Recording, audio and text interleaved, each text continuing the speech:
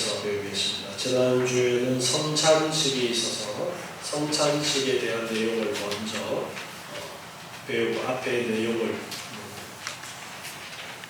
뛰어넘었었는데요. 79문부터 보면 이제 9장 세례와 성찬 예식, 성례에 대해서 배우는 내용이 있습니다. 그래서 오늘 79문부터 다시 배우도록 하겠습니다. 제가 문제 읽겠습니다. 답을 읽어주시기 바랍니다. 79번 성례란 무엇입니까? 그리스도께서 세우신 새 언약의 의식입니다. 세례와 성찬이 있습니다. 아멘. 성례에는 세례와 성찬 두 가지를 성례라고 합니다. 구약에는 많은 의식들이 있었는데 이제 예수님께서 오신 이후에 구약의 의식들을 다 폐하시고 예수 그리스도를 가르쳐 주시는 그런 것이었기 때문에 구약의 의식들을 다 폐하시고 예수님께서 새롭게 가르쳐 주신 의식이 바로 세례와 성찬이에요. 그래서 신약 시대에 예수님 이후에 교회의 의식은 세례와 성찬 이 두 가지 뿐이다 라는 것을 우리가 알아야 됩니다. 이 두 가지는 예수님께서 친히 세워주신 그러한 것입니다. 로마 가톨릭에서는 성례를 아주 중요하게 여기고 그리고 성례를 여러 가지를 만들어 놓았습니다. 그런데 예수님께서 가르쳐 주시고 명하신 성례는 오직 세례와 성찬뿐이다라는 것을 알아야 됩니다. 로마 가톨릭은 교회를 다시 구약의 의식 속으로 빠져들어가도록 했던 그런 잘못을 가지고 있었습니다. 그래서 우리가 자칫 잘못하면 의식이라는 것이 사람을 더 구별되게 하는 것 같은 그런 것이 있어요. 그런데 의식이 우리에게 가르쳐 주신 것은 세례와 성찬 외에는 없다라는 것을 분명하게 알아야 됩니다. 자꾸만 사람들은 이렇게 하면 사람들이 더 거룩해 보이고 뭔가 있어 보이고 그런 것 때문에 자꾸 의식을 만들어요. 격식이라는 것. 격식이라는 거 사실 필요가 없는 것이다 라고 할 수도 있습니다. 격식이라는 것은 사람마다 다르고 나라마다 다르고 사회마다 다르고 지역마다 또 다르고 이렇게 격식이라는 것을 만들어 놓았는데 누가 만들었느냐? 다 사람이 만들었어요.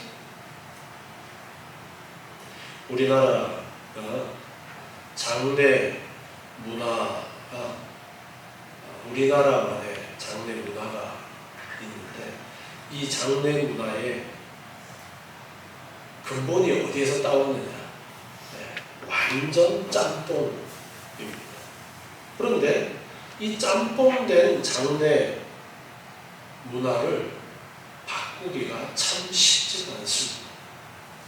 그렇게 안 하면은 안 되는 것 같고 특히나 우리나라는 조선시대 때 유교 문화와 양반 문화가 있었는데 여러분 조선시대 때 양반의 숫자가 많았을까요? 적었을까요? 원래 양반은 소수인데 조선시대 후기로 갈수록 양반의 숫자가 많이 늘어납니다. 왜 늘어나느냐 하니까 돈 주고 산 양반들이 오지 마요. 여러분 지금도 우리 집안이 양반 가문이네 뭐 따지십니까?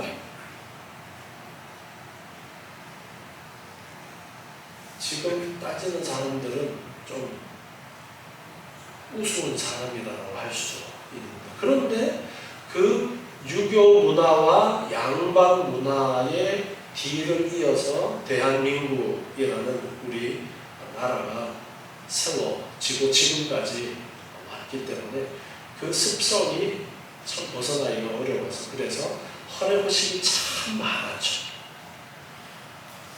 헌혜허식을 타파하자. 박정희 대통령이 그런 운동을 일으켜서 헌혜허식이 엄청 간소화된 것 진짜 잘한 일이에요.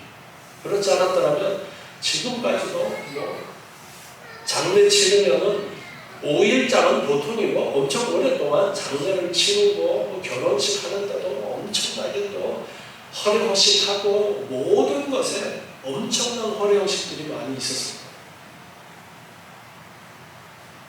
예수님께서 오심으로 구약의 모든 의식을 해하시고 세례와 성찬만이 가르쳐 주시고 명하신 것이다라는 것을 알아야 됩니다. 그리고 카톨릭에서는 성례를 여러 가지를 만들어 놓고 성례 그 자체가 은혜를 베풀어 준다라고 그렇게 가르쳤습니다. 그러나 성례가 그 자체가 은혜가 되어지는 것은 아닙니다.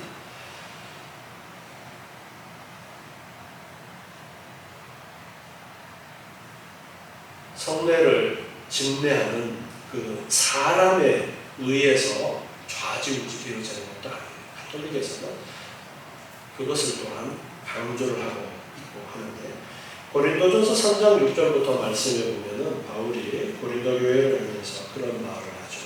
나는 심었고 아볼로는 물을 주었으되 오직 하나님은 자라나게 하셨나니 그런즉 심는 이나 물 주는 이는 아무것도 아니로되 오직 자라나게 하시는 하나님뿐이니라. 자, 여기 뭐 아볼로나 바울을 예로 들었습니다.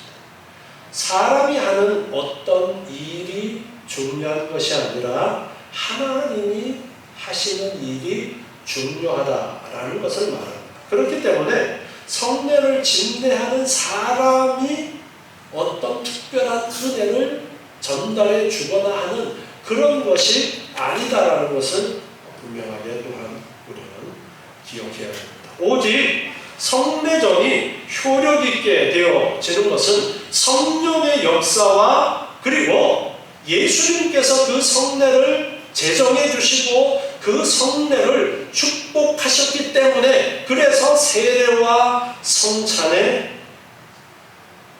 은혜가 있게 되어지고 효력이 있게 되어집니다. 그래서 성령의 역사하심이 그 가운데 함께 하시기 때문에 그리고 예수님께서 그 성례를 축복해 주셨기 때문에 은혜의 방편으로서 은혜의 방편, 말씀과 기도와 그리고 성례 이 세 가지를 구원의 효력 있는 방편 또한 은혜의 방편 그렇게 이야기를 하는데 바로 예수님께서 제정하시고 축복하시기 때문에 그리고 성령이 그 가운데 함께 하시기 때문에 그리고 무엇보다가 중요한 것은 그 성례는 예수님께서 명하신 그 방법대로 행해져야지 그렇지 않을 때는 효력이 없게 되었습니다.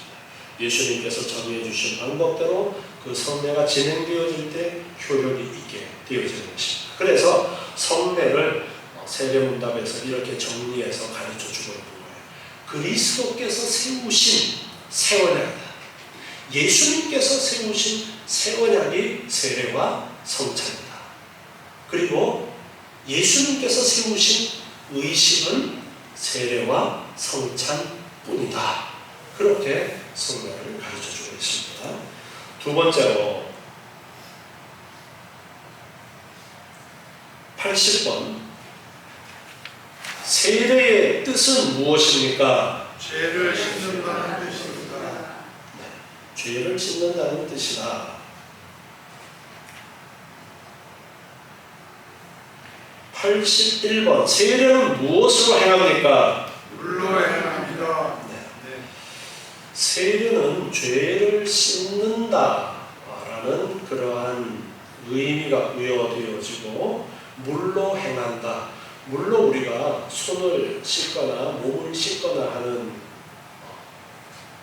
것이 있는데 구약의 정결 예식 중에 손을 씻거나 몸을 씻거나 하는 정결 예가 있었습니다. 이것이 세례의 모티브라 그렇게 말할 수 있습니다.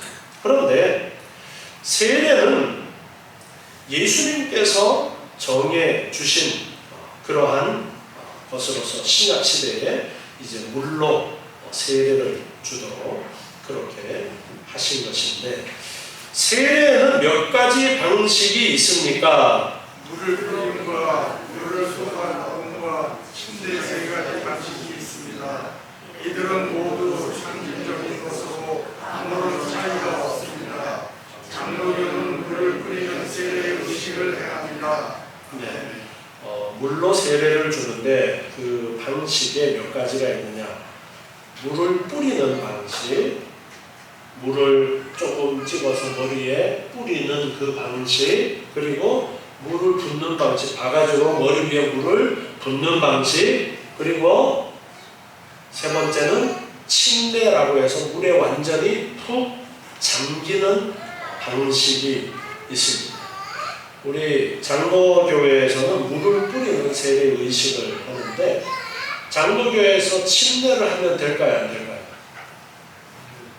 네, 방식은 상관없습니다. 침례교는 침례가 아니면 세례가 아니다라고 말하는 게 문제예요. 물을 뿌리는 방식도 물을 붓는 방식도 물속에 꼬르륵 들어가는 방식 어떠한 방식을 써도 상관이 없습니다. 그 물을 가지고 의식을 가르쳐 주신 것이기 때문에 상관이 없어요. 그러면 물에 들어가면 때를 다 밀고 나와야 돼요. 그것이 아니라 의미가 주어진 거예요. 물로 씻는 것처럼 물을 뿌림으로써 구약에 보면은 이제 물을 뿌려서 정결하게 하는 그러한 방법도 있어요. 손을 씻는 방식도 있고 혹은 또 이제 목욕하는 그런 정결예도 있고 그래서 뿌리는 것도 씻는 것도 목욕하는 것처럼 완전히 물을 잠그는 침례 방식 여러 가지 방법을 사용하겠지만 차이가 없는 것이기 때문에 문제가 없습니다. 저번에 캄보디아에서는 침례를 행하는데 주로 침례교가 그쪽에 먼저 들어가 있었기 때문에 교회에서 세례식 한다 그러면 다 침례를 하는 거예요. 그러니까 침례를 안 하고 약식으로 물을 뿌리는 것보다가 그들에게 있어서의 체험적인 것은 다른 데서 다 물에 들어가서 하기 때문에 그래서 침례를 하는 것이 유익하다라고 선교사가 판단을 해서 이제 침례로 그렇게 세례식을 했다라는 말씀을 제가 드린 것 같은데요. 이처럼 방법은 상관이 없어요. 물로 하는 것이고. 자, 83번 세례를 받음으로 어떠한 효과가 세례받는 자에게 나타납니까? 제3 그리스도와의 연합. 84번 세례는 무슨 표입니까? 제3과 그리스도와 연합된 것이고 하나님의 영원한 새 언약의 백성이 되었다는 성령의 인지심을 받았다는 것입니다. 그러므로 세례는 일생에 한 번만 받습니다. 세례는 어떤 효과가 있느냐? 첫 번째로 우리가 생각해야 되는 것은 죄 사함입니다. 죄를 용서함 받았다라는 그러한 의미가 세례에 부여가 되어지면서 더러움을 부정한 것을 씻는 것처럼 죄가 세례받은 사람은 죄가 씻어졌다라는 것을 표하는 세례는 표예요. 표. 구약에 할례가 있어요. 구약에 할례가 있는데 구약의 할례는 할례 받음으로써 하나님의 택한 백성이 되었다라는 그러한 표시를 합니다. 로마서 4장 11절 말씀을 보면요. 로마서 4장 11절에 저가 할례의 표를 받은 것은 무할례시의 믿음으로 된 의를 인친 것이니. 자, 아브라함의 이야기를 하면서 할례라는 표시를 한 것은 무할례시에, 그러니까 할례를 행하기 전에 믿음으로 된 의를 인친 것이다. 도장 찍은 것이다. 할례가 그런 것이다라는 거예요. 자, 아브라함이 할례를 받고 나서 하나님 앞에 의롭다 인정함을 받은 것일까요? 할례 받기 전에 하나님 앞에 의롭다라고 그렇게 인정을 받은 것일까요? 할례 받기 전에 하나님 앞에 의롭다 인정함을 받았는데 그 표시를 할례로 하도록 한 거예요. 그러니까 할례는 도장 찍은 것과 같다라는 그런 의미예요. 도장을 찍는 이유가 뭐예요? 도장을 찍었다라는 것은 그 도장 찍은 사람이 내가 여기에 확인했다라는 표시로 도장을 찍는 것처럼 그 자체가 어떤 효력이 있거나 뭔가 있는 것이 아니라 이 사람이 의롭게 되어진 것을 표시하는 표로, 겉으로 드러나는 표로 인친 것이 할례라는 것입니다. 베드로전서 3장 21절 보면요. 베드로전서 3장 21절 물은 예수 그리스도의 부활하심으로 말미암아 이제 너희를 구원하는 편이 곧 세례라. 육체의 더러운 것을 제하여 버림이 아니요 오직 선한 양심이 하나님을 향하여 찾아가는 것이라. 이렇게 말씀하면서 물로 세례주는 물을 뿌리거나 물을 붓거나 물에 잠기거나 그렇게 세례하는 것은 구원하는 표시다. 그렇게 말씀합니다.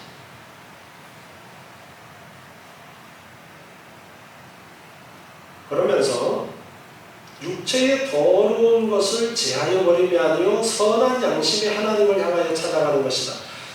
이 부분을 다른 번역본을 보면은 좀 더 이해하기 쉬운 언어로 번역된 성경을 보면요, 세례는 단순히 우리 몸을 물로 깨끗하게 씻는다라는 그러한 의미가 아니라 우리가 하나님께로 돌아와 죄에서 깨끗해지기를 하나님께 간구하고 그렇게 살기를 약속드리는 것입니다. 이렇게 좀 더 이해하기 쉽게 번역해놓은 번역본을 볼 수가 있습니다. 단지 이제 씻는다라는 그러한 의미뿐 아니라 죄에서 깨끗해지기를 하나님께 간구하고 또 하나님 앞에 약속하는 그러한 예식이 세례다라고 그렇게 좀 더 풀어서 가르쳐주고 있는데, 이처럼 세례는 표다라고 그렇게 말씀하고 있습니다. 그래서 죄사함과 그리스도와의 연합의 표다. 세례에 있어서 특별히 우리가 기억해야 되는 것은 세례를 통해서 예수 그리스도와 연합이 되어진다라는 것을 겉으로 드러내 보여주는 것이 세례라는 것입니다. 골로새서 2장 11절 말씀을 보면요, 골로새서 2장 11절에 또 그 안에서 너희가 손으로 하지 아니한 할례를 받았으니 곧 육적 몸을 벗는 것이요 그리스도의 할례니라. 너희가 세례로 그리스도와 함께 장사한 바 되고 또 죽은 자들 가운데서 그를 일으키신 하나님의 역사를 믿음으로 말미암아 그 안에서 함께 일으키심을 받았느니라. 아멘. 자, 이처럼 세례는 그리스도와 함께 장사되어진 것을 의미한다라고 가르쳐주고 있습니다. 예수님과 내가 함께 십자가에서 못 박혀졌다. 즉 예수님의 죽으심이 나에게 적용되어지는 것을 믿고 그 표로 세례를 받는 것이라는 거예요. 로마서 6장 3절 말씀에서도 무릇 그리스도 예수와 합하여 세례를 받은 우리는 그의 죽으심과 합하여 세례받은 줄을 알지 못하느냐.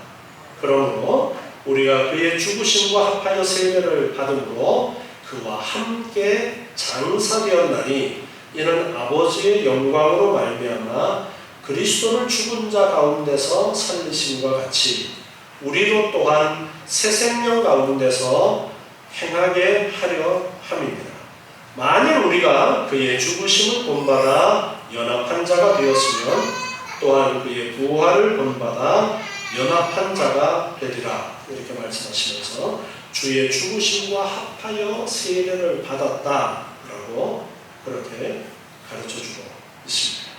이렇게 세례라는 것은 죄 사함이 나에게 있고 내가 예수 그리스도와 연합해졌다라는 것을 표시하는 그 표가 세례라고 그렇게 이해하시면 됩니다. 마치 구약의 할례가 택함받은 백성을 표시하는 그것이었던 것처럼 세례가 내가 죄 사함을 받았고 예수 그리스도와 연합이 되어져서 내가 죄 사함이 나에게 주어졌다라는 것을 표시하는 것이 세례라는 것을 말씀하고 있습니다. 또한 예수님과 내가 연합이 되어졌다라는 것을 84번에서 정리해서 가르쳐주고 있습니다. 83번에서도 세례의 효과는 죄사함과 그리스도와의 연합이라고 했어요.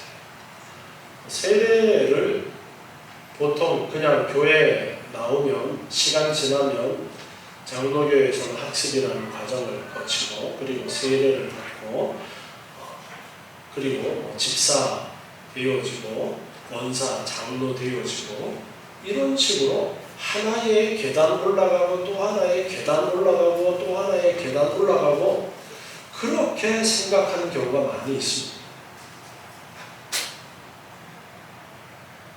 그것은 잘못된 생각이다라는 것을 제가 거듭거듭 계속 강조해 왔었죠. 직분도 계급이 아니고 내가 학습받고 세례받는 것도 계급, 한 계단 올라가는 것으로 그런 식으로만 이해해서는 안 됩니다. 거기에 담겨져 있는 중요한 의미를 우리가 올바로 알아야 돼요. 세례, 물세례를 안 받으면 구원 못 받는 거예요. 로마 가톨릭에서는 세례 못 받으면 구원 못 받는 거예요. 그러니까 세례 받지 않는 사람이 죽으려고 그러면 임종을 앞두고 사제가 잽싸게 가가지고 뭐 해줘야 돼요? 그 사람 천국 가도록 하려면 세례를 받아요. 그리고 성찬을 받아요. 자, 출장 성찬 있다 그랬어요? 없다 그랬어요?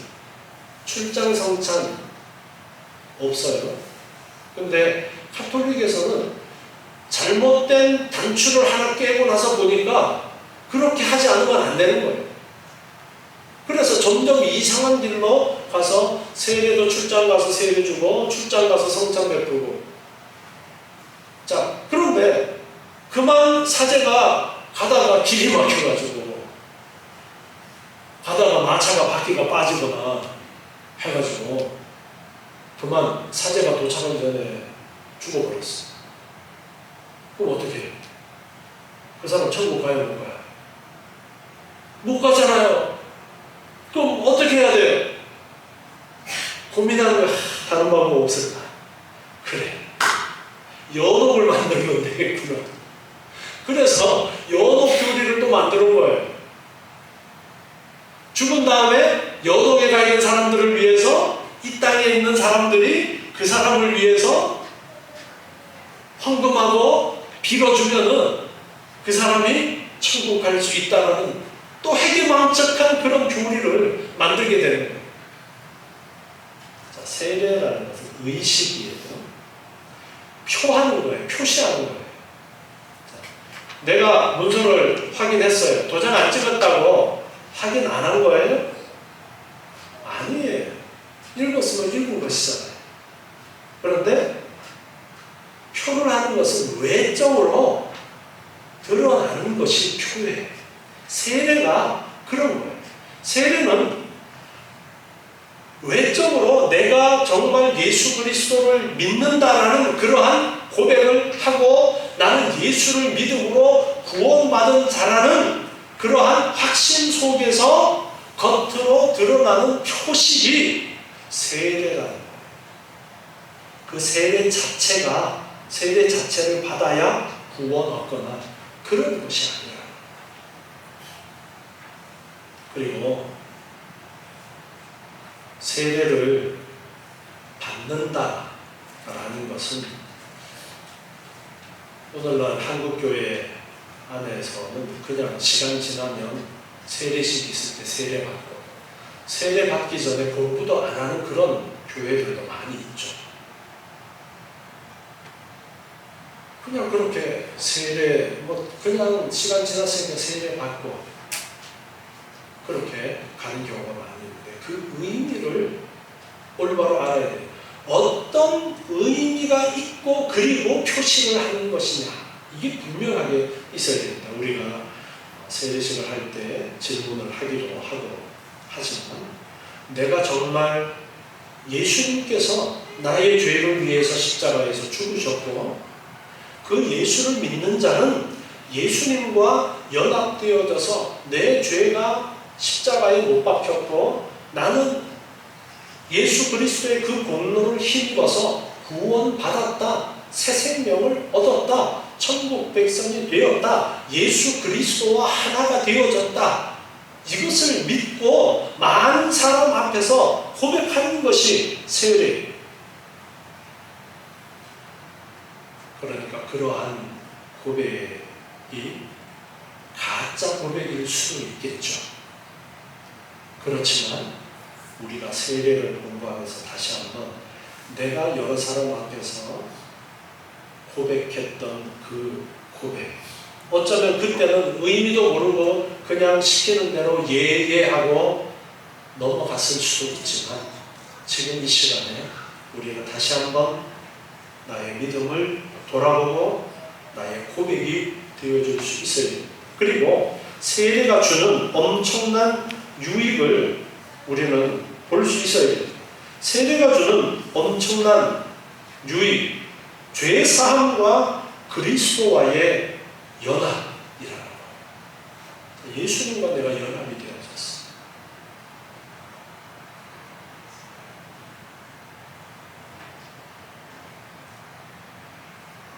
세례는 예수님과 나와의 연합을 표시하는 것인데, 예수님과 나하고 연합이 되어졌으면 성도들과의 연합은 어떻습니까? 성도들과의 연합도 당연히 간과되어서는 안 되는 부분이에요.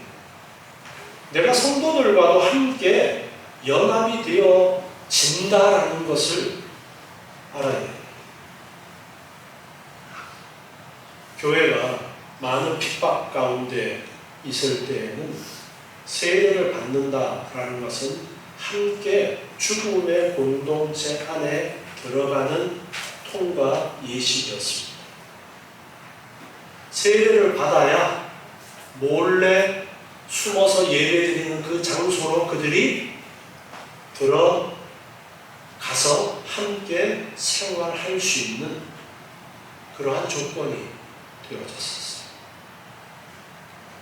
그것처럼 내가 세례를 받았다라는 것은 예수 그리스도와 연합이 되어졌고 성도들과 이제는 한 몸이 되어졌다라는 것을 절대 잊어서는 안 되는 것입니다.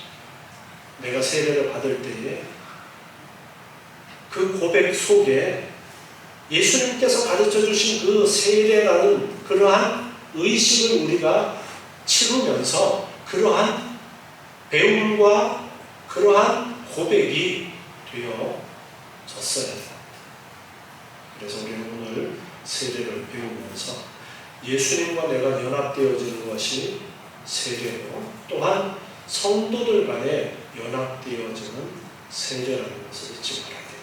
우리는 어떤 경우에 내가 하나님하고 나하고 내가 예수님만 믿으면 되지 성도들 필요 없어 그냥 나 혼자만 생활 잘하면 돼 라고 그렇게 생각할 수 있습니다. 첫 번째 단계는 맞아요. 그런데 그 첫 번째 단계가 되어지면 두 번째 단계를 볼 줄 알아야 됩니다. 그 두 번째 단계는 교회예요. 예수님을 머리로 한 교회에 내가 지체라는 사실입니다. 세례라는 것이 이 교회 공동체 안으로 들어오는 하나의 의식이다. 그렇게도 말할 수가 있는 것입니다. 그래서 세례를 받은 사람은 이제 교회 안에 한 공동체로서 나 혼자만이 아니라 우리 함께라는 의식을 가질 수 있습니다. 요즘 특히나 MZ세대라고 말하면서 너무나 개인주의적인 그러한 사회 가운데 있습니다. 내가 개인주의로 살아가는 것이 교회 안에서 지체로서 개인주의로 살아가는 것 바람직하지 않습니다.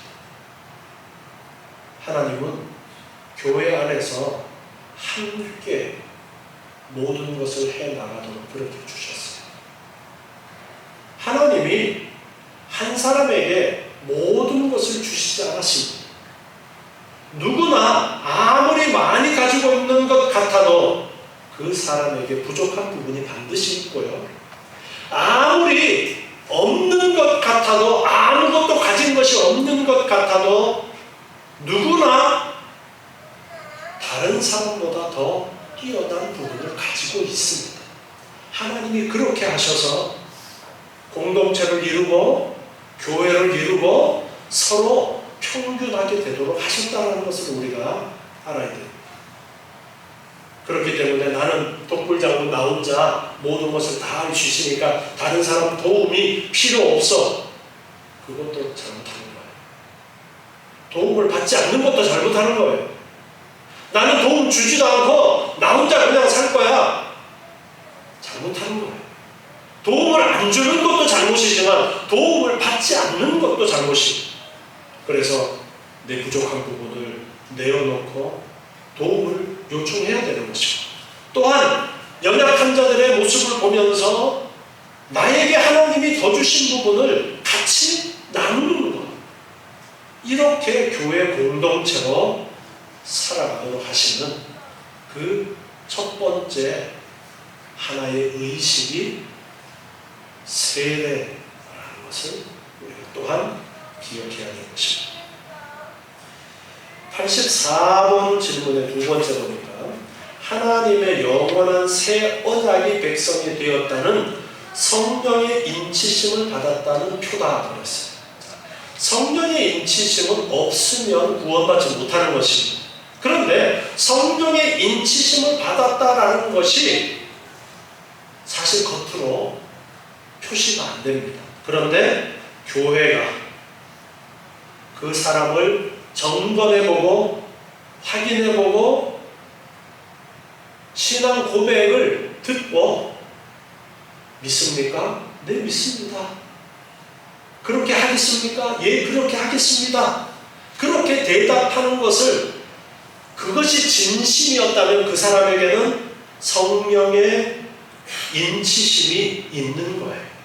그래서 그 표시로 세례를 해요. 그래서 이 세례받은 사람은 구원받은 자라는 그러한 표시가 그런데 그 신앙 고백이 진짜였으면 그 표시는 진짜 표시인데 그 사람의 신앙 고백이 진실되지 않게 그냥 뭐 예 그렇게 했던 신앙 고백이라면 그 인침은 겉으로는 세례를 받았지만 진짜 성령의 인치심은 받지 못한 것이지만 진실된 세례는 하나님의 택한 백성으로서 성령의 인치심이 있다라는 표가 세례로 표시가 되어지는 것입니다. 여러분 대부분 우리 성도는 세례를 받았는데 여러분이 했던 고백이 형식적인 고백이었을 수도 있습니다. 그러나 이 시간 세례를 배우면서 정말 세례라는 것이 나의 진실한 고백을 확인하는 성도들 앞에서 지체들 앞에서 고백하고 확인함으로써 내가 하나님의 나라 백성이 되었구나 라는 것을 표시하는 것이 세례였구나 하는 것을 생각하고 다시 한번 그 세례 받는 믿음에 합당한 믿음을 가지시는 여러분 되시기 바랍니다.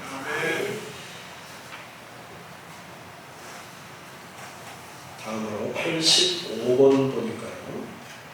세례는 누가 받을 수 있습니까? 그리스도를 하나님의 아들로 믿고 그를 자신의 구세주로 영접하며 공개적으로 고백하는 자입니다. 당연히 예수를 믿고 자신의 구주로 영접해야 되는데 공개적으로 고백한다.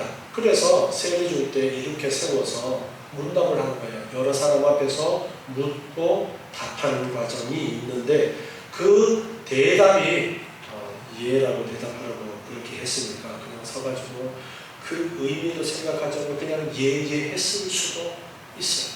그렇지만 진실된 세례는 그 고백 하나하나의 의미를 내가 바로 믿습니다라는 고백이 되어져야 되는 거예요. 그래서 공개적으로 고백한다라는 부분이 꼭 언급이 되어지는 것입니다.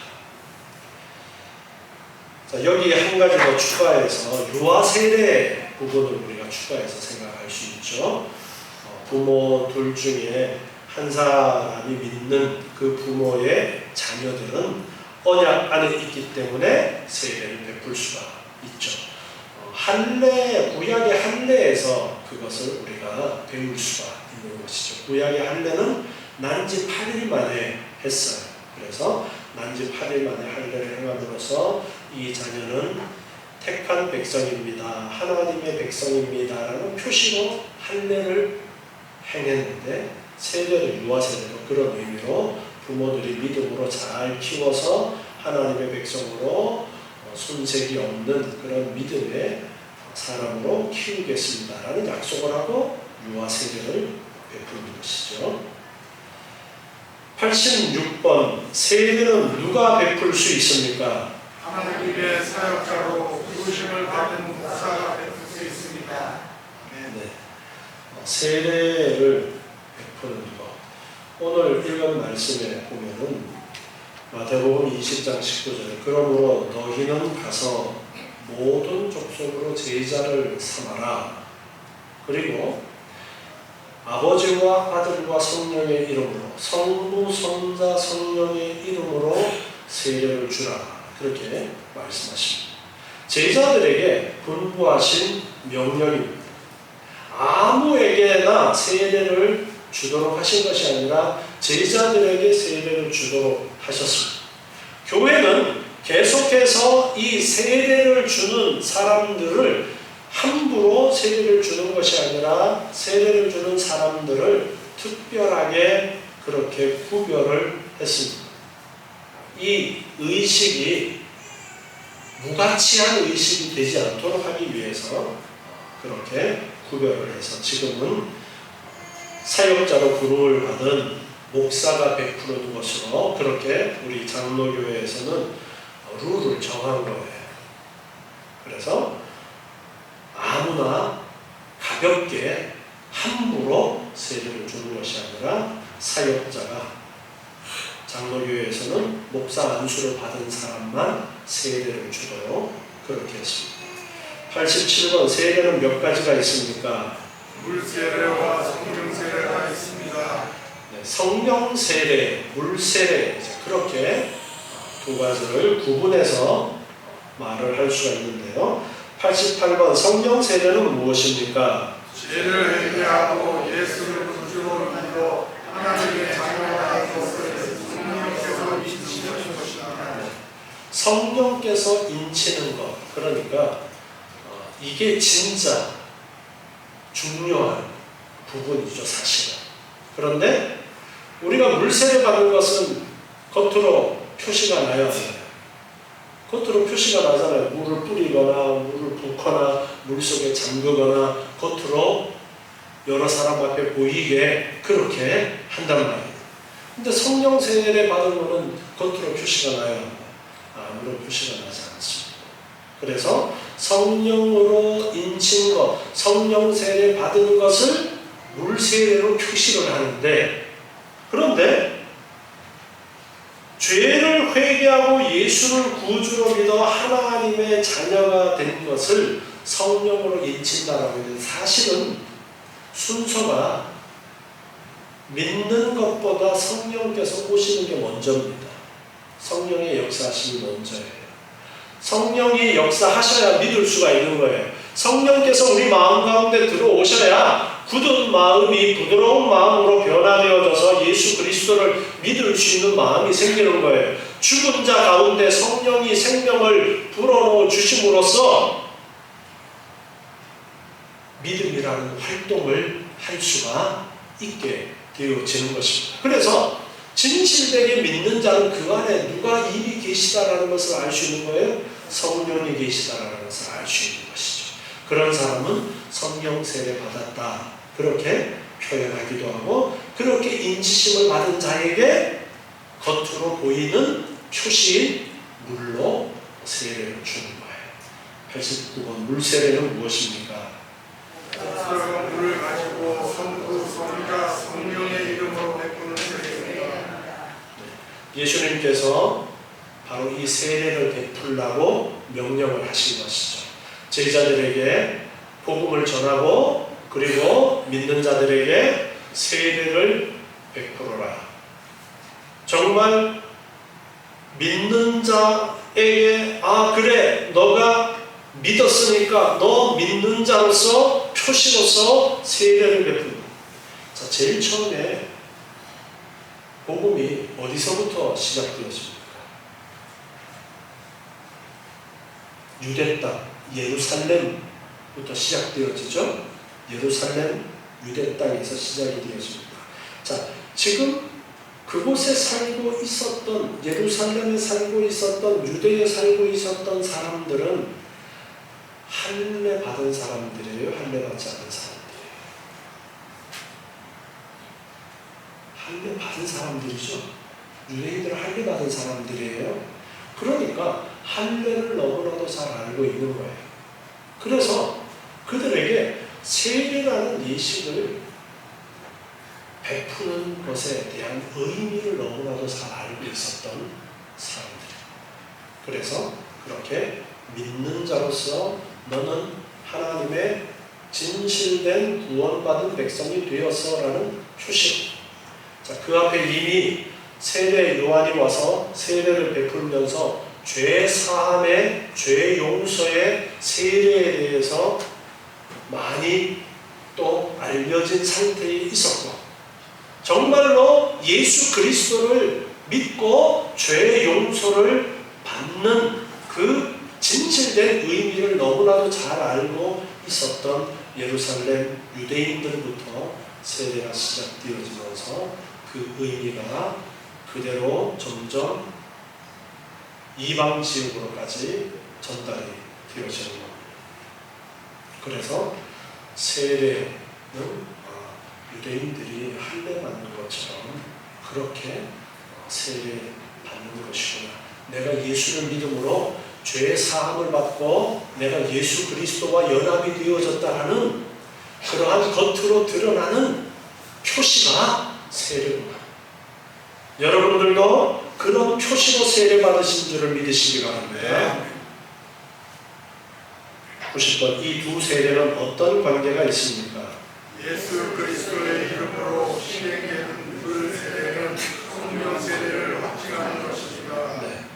물 세례는 성령 세례를 확증하는 것이다. 진짜 구원받은 자에게 물 세례로 표시하는 것이기 때문에 그렇게 설명을 하고 있는 것이고요. 자, 91번 세례를 받아야 할 이유는 무엇입니까? 예수님의 명령이기 때문입니다. 구원의 확신을 증거해 주기 때문입니다. 네.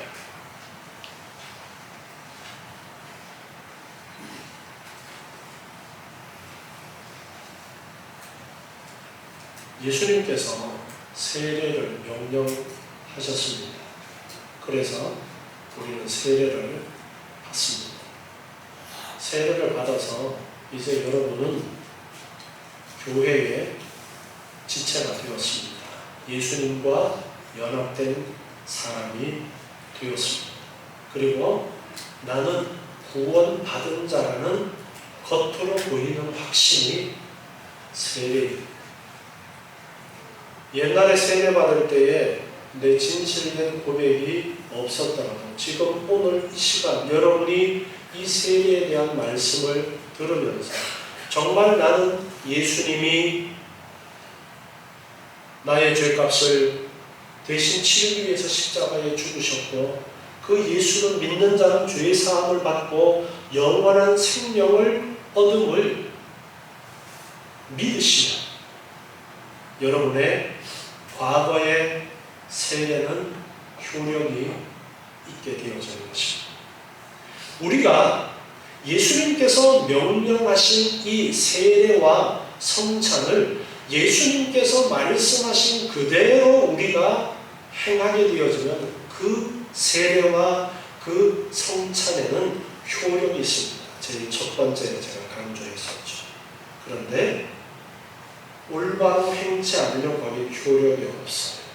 즉 진실된 고백 다음에 세례를 줘야 되는데 진실된 고백을 하지 않은 상태에서 세례를 받았으면 세례의 효력이 그 사람에게는 없는 것입니다. 그러나 진실된 고백을 한 사람이 물로 세례를 받았으면 그 세례의 효력, 구원받은 자이고 예수 그리스도와 연합이 되어졌다. 성도들과 이제 한 몸이 되어져서 교회의 지체가 되어졌다는 그 의미가 효력이 있는 것입니다. 오늘 이 말씀을 들으면서 여러분들이 정말 효력 있는 세례 받은 자로서 나는 하나님의 백성이라는 것을 분명하게 자랑할 수 있었으면 좋겠습니다. 네. 여러분이 물로 세례 받은 것이 정말 내가 구원받은 자로서의 표시로서 자랑스럽게 나는 세례받은 자야, 나는 하나님의 백성이야. 유대인들이 할례받은 것을 엄청난 자랑거리로 삼았던 것처럼 내가 세례받았다는 이 사실이 내가 하나님의 나라 백성된 그러한 표시야. 나에게는 이런 표시가 있어. 그렇게 확신을 가지시고 여러분의 믿음이 더욱더 굳건할 수 있고 확신에 찬 그러한 믿음의 삶이 되시기 바랍니다. 기도하겠습니다. 하나님 감사합니다. 오늘 성례 세례에 대해서 같이 배웠습니다. 우리가 세례받은 효력이 온전히 우리 가운데 있기를 소망합니다. 우리의 고백이 진실된 고백이 되게 도와 주시옵소서. 우리를 향하신 하나님의 놀라우신 그 은혜의 역사가 우리 삶 속에 충만케 하여 주시옵소서. 이제 예수 그리스도로 말미암아 하나 되어진 우리가 이제 우리의 삶을 통해서 온전히 하나된 자로서의 삶을 살아가게 도와주시옵소서. 성도들과 우리가 교회 안에서 하나 되었음을 기억하게 도와주시옵고 예수 그리스도를 머리로 해서 우리가 온전히 하나 되어서 함께 이 믿음의 길을 걸어가야 한다는 것을 기억하고 온전히 하나님 기뻐하시는 뜻을 따라 이제 하나님의 은혜를 자랑하며 세상을 향하여 복음을 증거하며 살아가는 저희의 복된 삶이 되게 하여 주시옵소서. 예수님의 이름으로 기도드리옵나이다. 아멘.